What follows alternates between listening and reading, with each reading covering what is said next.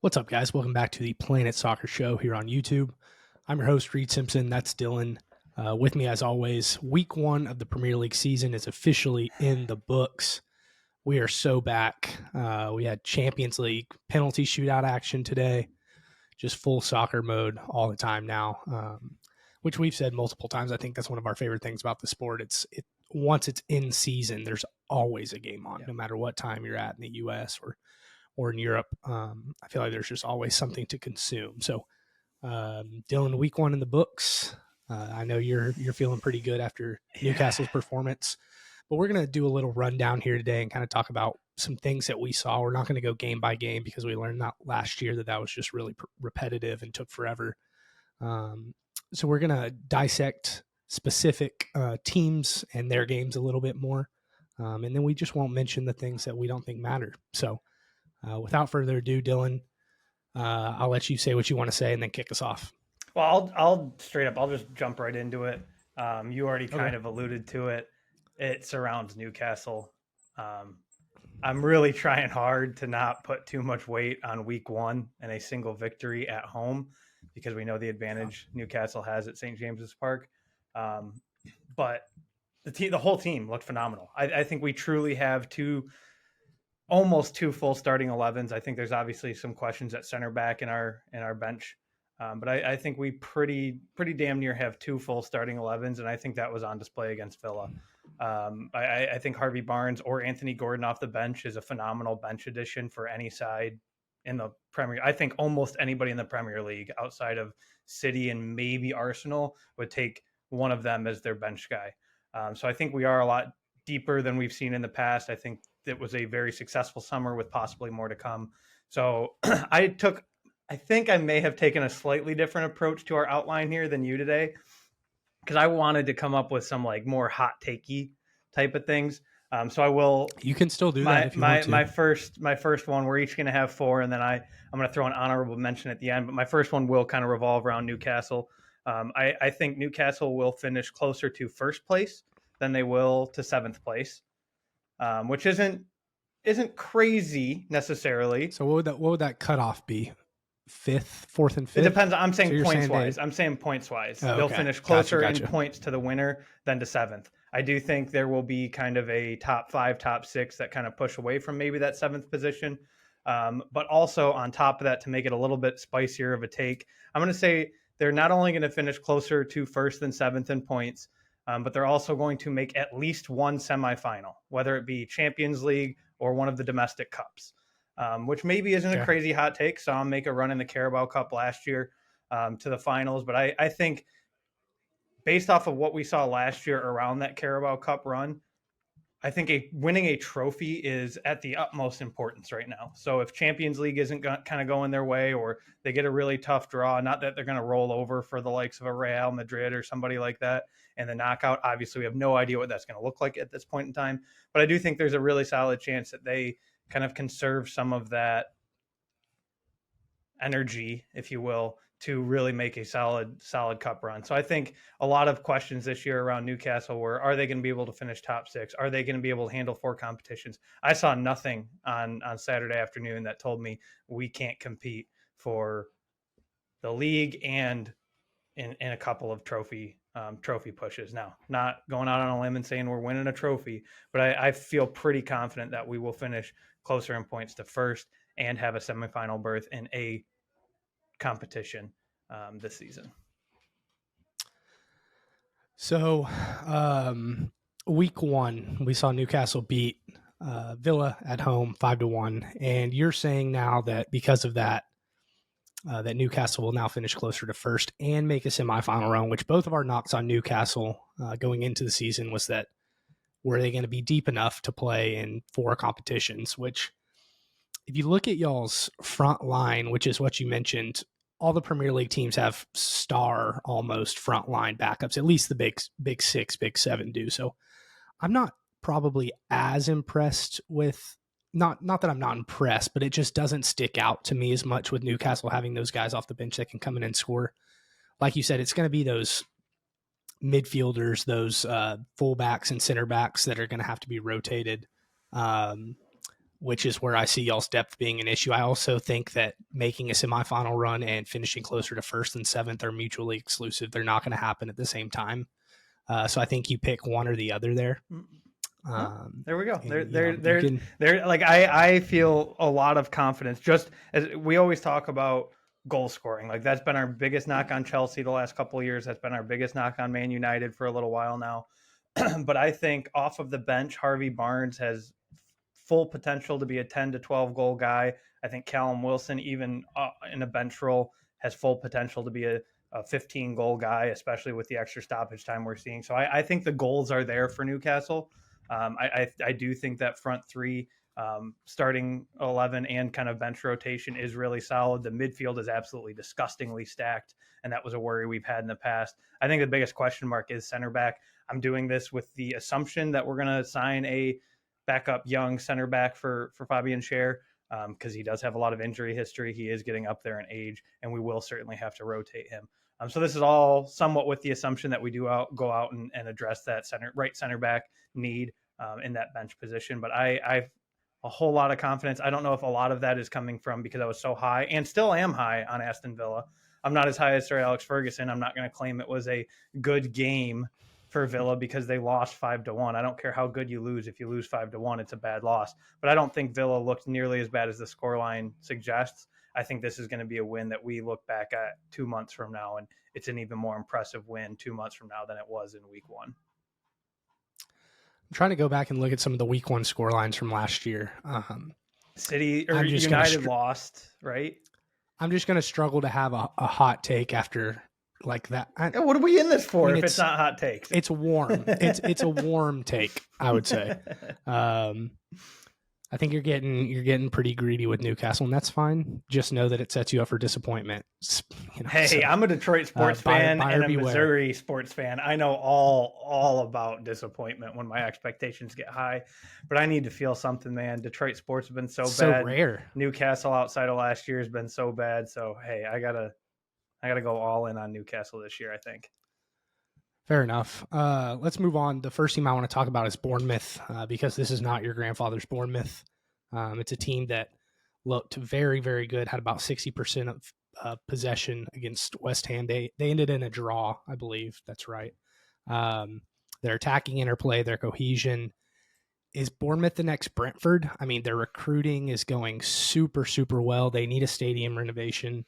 But it just feels like that organization's really getting it right these days, and it was a stark contrast to a decent Bournemouth team that we saw last year. They've gotten a lot better. If they don't drop those games against other mid-table teams, I could see them 10th, 11th, 12th, 13th. I think I had them in 13th, but they looked really good. No, they did. I had them in 17th, but as like a fairly confident they're not getting relegated 17th, but they did look very good. They fought back against some adversity.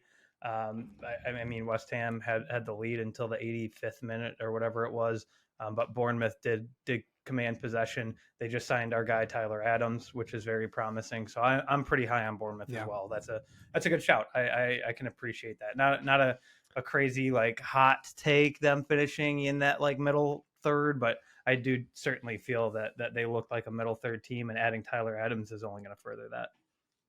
Yeah. Definitely. I need a Tyler Adams, Michael B. Jordan, Creed like announcement video somehow, and really just get the U.S. excited about Bournemouth like the U.S. was excited about Leeds last year, but hopefully with a better result. Yeah. No, they looked good. Like I said, Bournemouth, not a team we normally talk about, so I had to give them a shout in there.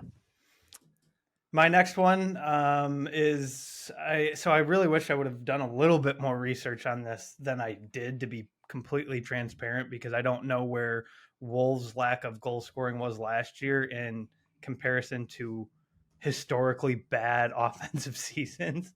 But I'm going to say Everton's going to finish with 31 goals this season or less, which 31 goals is what Wolves finished with last year. Obviously, this could be changing a lot because of the transfer market. There have been a lot of attackers rumored to Everton in the past couple of days. I've even seen Balogun floated around. I think he's more likely to go to Fulham, if anywhere in the Premier League at this point. I don't really see him making a Premier League move, but there have been plenty of attackers rumored to Everton. So this very well could come back as like, oh, that looks stupid if they go out and sign somebody and score. But based on this team right now and what we saw week one, what we saw at the tail end of last year, I don't see Everton scoring. So I see them finishing with the same or fewer goals than Wolves last season.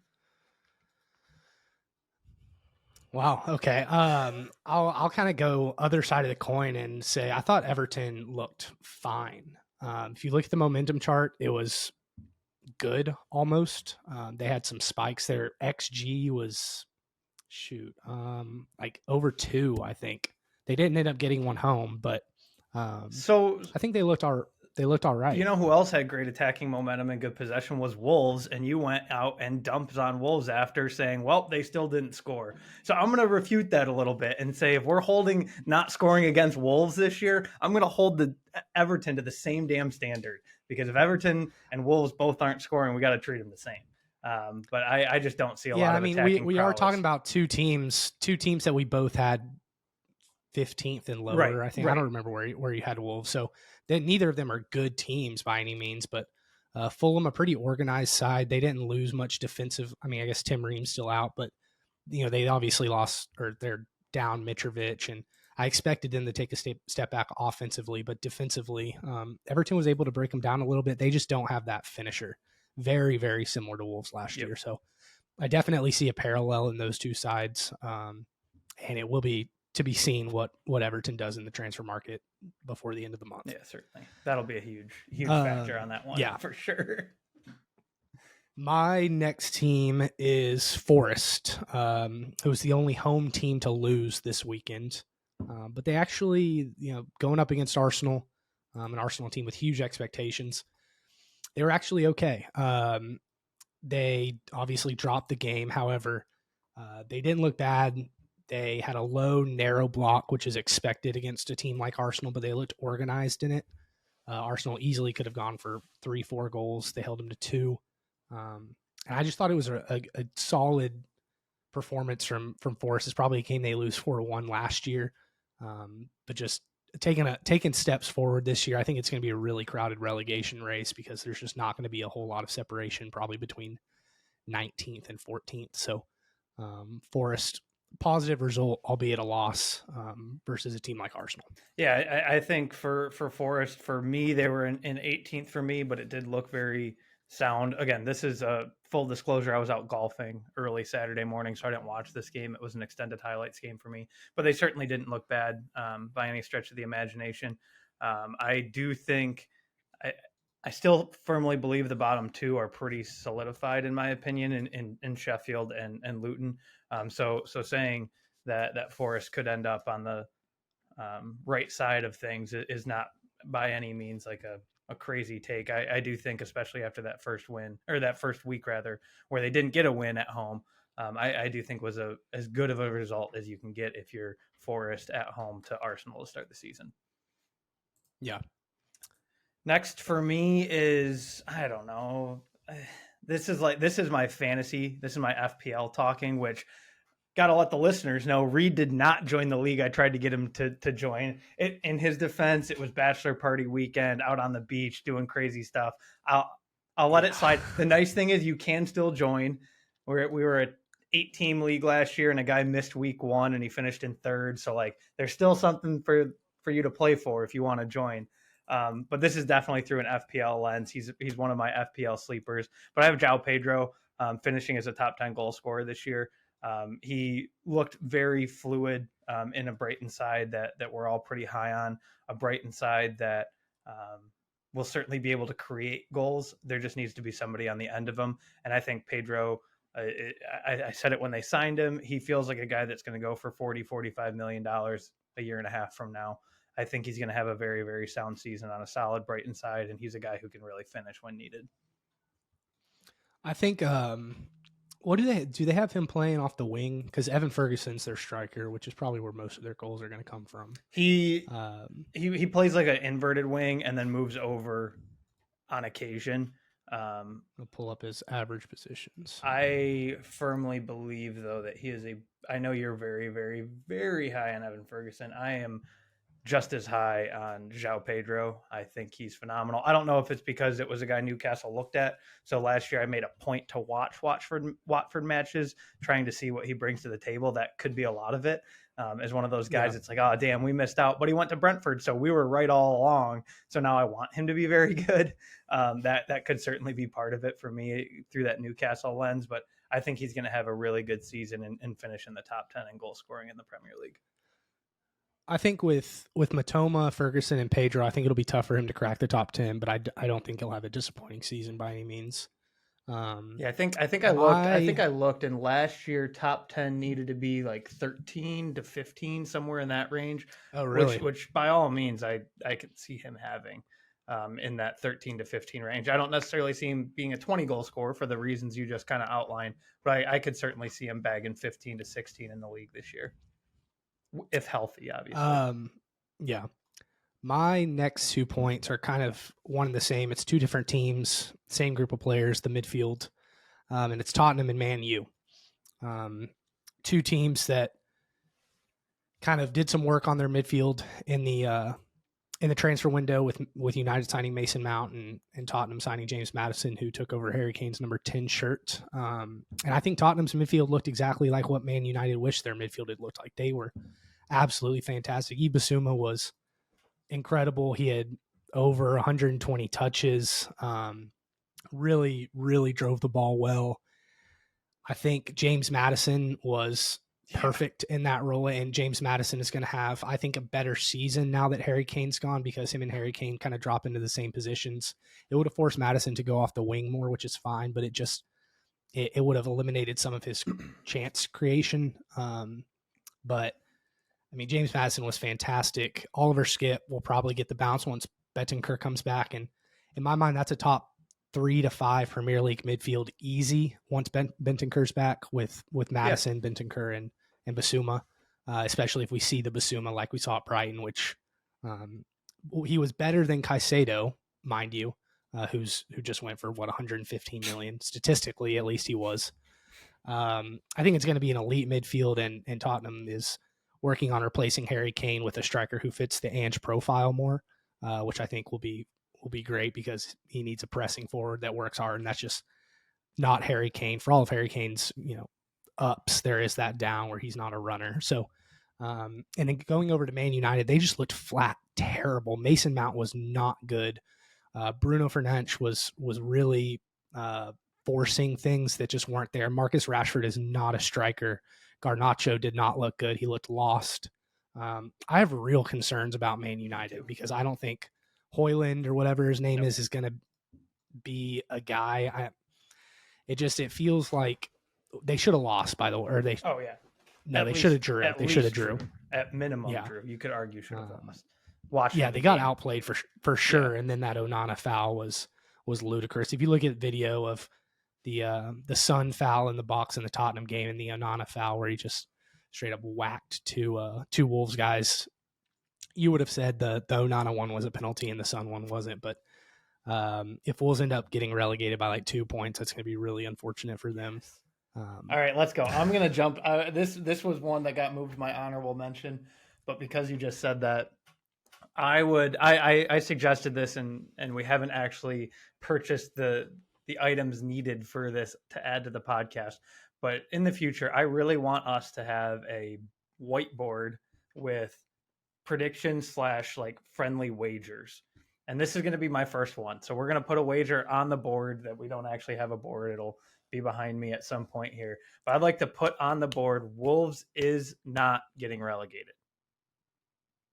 Flat out fact, 0% chance. I will drink a beer out of a shoe if they do get relegated. We'll pin it, use it as our intro. I don't care if this got moved to my honorable mention. Wolves is not getting relegated. Gary O'Neill is class. Cunha was a great signing. I think there will be, I know we didn't see it in the first game because they had 2.5 XG, I'm pretty sure, and scored 0. But I do think the goals will come. I think Cunha, I know the knock on him for people coming into the season as Wolves' big goal scoring signing as well. He scored 5 goals last year in La Liga. However, that's playing for Atleti, who just, that's not their style. That's not their game plan. I could very much see him being a 10-goal scorer. I could very much see Wolves having a very solid, successful season. It's not necessarily a super hot take from me because I had them at 13th, I believe, 13th or 14th in our Premier League standings predictions. So it's not a crazy, outlandish take for me, but I am really willing to plant that flag. As much as I want to backtrack on Villa right now, I'm willing to plant the flag on Wolves not getting relegated. That was my one that got relegated down to an honorable mention, but you mentioned Wolves and how sound they look, so I thought it was a good time to give that shout. Let's change the wager, and let's say that I think Bournemouth is going to finish higher than Wolves. Do you think Wolves will finish higher than Bournemouth, or are you not willing to go there? I don't know if I'm willing to take that bet. So you just want to stick with relegation? Well, I honestly don't think they'll be relegated anymore. So that's just one thing that's already changed for me. Well, all right. I think Man United's not finishing in a Champions League spot. Those are kind of my two big changes. And I had Man United in 5th, so still not in a Champions League spot. I don't feel quite as confident about Newcastle 100% finishing above United because United could do United things. I believe in Ten Hag. But I will put on the board when we get it, shoot the boot guarantee. Not going as far as saying Bournemouth won't finish ahead of Wolves because I do really like Bournemouth right now, but yeah. I really firmly believe in Gary O'Neill and Wolves. So I think there is a 0% chance of them getting relegated. If they do, our season recap episode, I will drink a beer out of a shoe on camera for all to see because I'm that confident.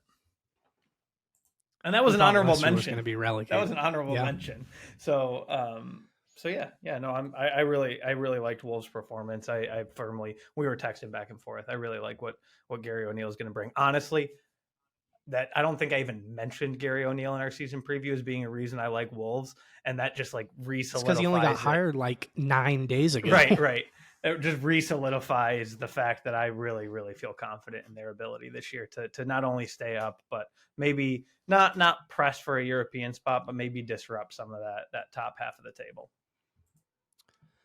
There you have it. It's a long season, folks. Best league in the world. It's going to be competitive. It's going to be fun. It's going to drag on forever. So hopefully your team and mine don't go into the dog days of spring with nothing to play for. Wish health upon all the players, except Arsenal players. And Everton and Chelsea and... yeah. Just kidding. Actually, I don't. Dylan, anything else? No, the only other thing I had was Szoboszlai looked phenomenal against Chelsea. I thought he has potential to be a top 5 midfielder in this league. He looked. I loved what Tonali brought for Newcastle, but I do think he was the best midfield signing week 1. However, I think Liverpool could be in a whole lot of trouble if/when they lose either Alisson or Salah to the Saudi League. I had them, I believe. Let me double check really quick. Yeah, I did have them kind of not comfortably in a Champions League spot, but I had them in 4th. I'm not quite ready to say that they're not going to finish there because of a 1-1 draw at Chelsea. But it looks to be some rumblings around Salah. He looked unhappy getting subbed off. And then there's rumors around Saudi Arabia and now Alisson rumors. If they lose even one of those two guys, I think Liverpool could be in a world of hurt. World of hurt, meaning they finish like 6th or 7th. I don't see them having like a Chelsea season without either of them, because I think Chelsea's season last year was kind of an outlier. But I do think they could kind of struggle a little bit if they lose one of those guys. Even though Szoboszlai looked absolutely phenomenal, in my opinion, one of if not the best signing just after that first week. James Maddison and his 2 assists also want a word in that conversation. Yeah, no, absolutely. Well, that's it for this week, guys. We're going to kind of do this format, I think, every week. Yeah. It's just an easier way to do it than run down all the games. So we appreciate y'all listening, as always. Make sure to like, subscribe, follow, share, comment, and all of those. We'll talk to y'all next time.